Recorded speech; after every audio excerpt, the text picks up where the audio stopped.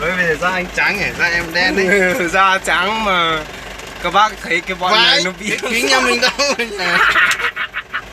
Không phải như thế chứ. Vậy.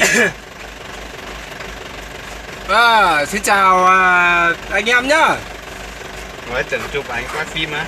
Hôm nay hai thằng này điên điên một tí thì là anh em thông cảm. Đừng úp lên YouTube đấy. Không sao. Áo tự nhiên ướt đấy nhỉ? Áo à? Ướt có lý do. Không phải tự nhiên ướt được. Tự nhiên ướt thế. Thôi không được rồi. Đâu rồi? Xin phép thiếu một tí nhá. Đi ra cho an toàn, đường sóc quá.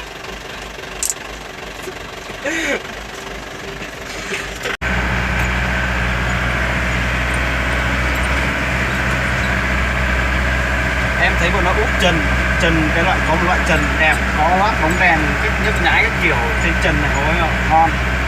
Nhưng mà Xe thùng thôi chứ không phải là xe.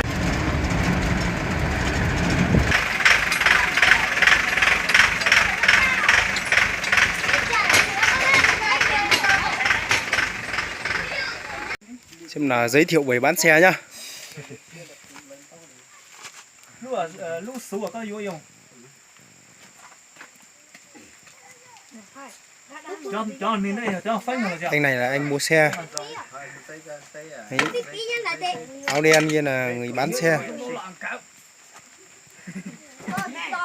Máy đang sáng sủa đây này. đây hả nè Xe còn long lanh còn đẹp.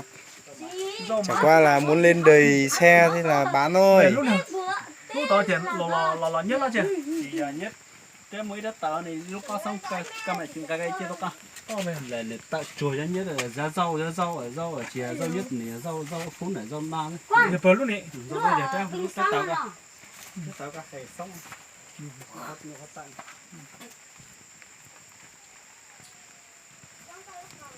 Đây quay đi nội thất cho các bác cùng xem nhé.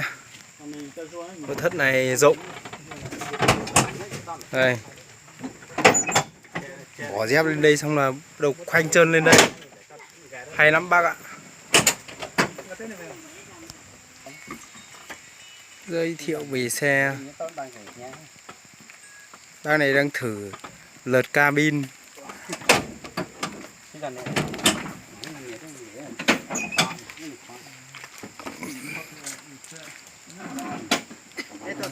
Nãy tôi giờ tí nãy chỉ kéo lái đà từ sạch lái như tôi nãy phá này.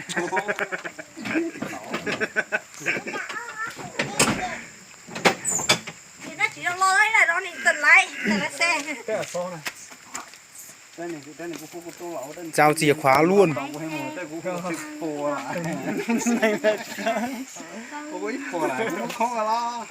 cái một ớt gì cả ta phải chạy cái cho nó khỏi tao nó mới được nó mới tao lo này. cái này này. Cái này là các sĩ cái giá tiền từ của chị bao à.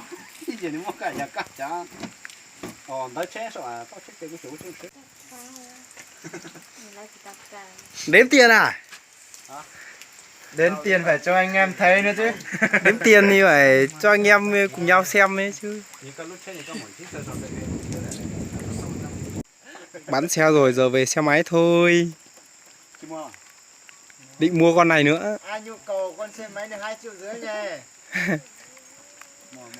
2,5 triệu là đi luôn. 2,5 triệu là đếm tiền luôn.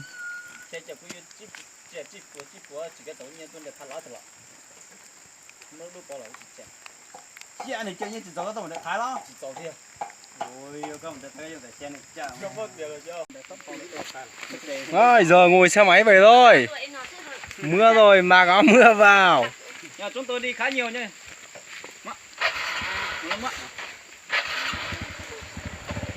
Lên đường thôi các bác nhá. Rồi bán ô tô rồi về xe máy thôi.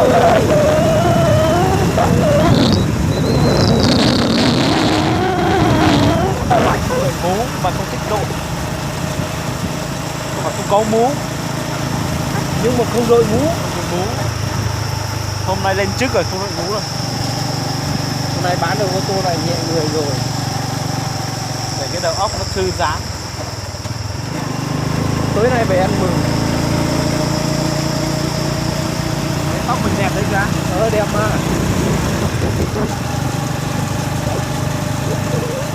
Tóc đàn bà cát nó phải khác.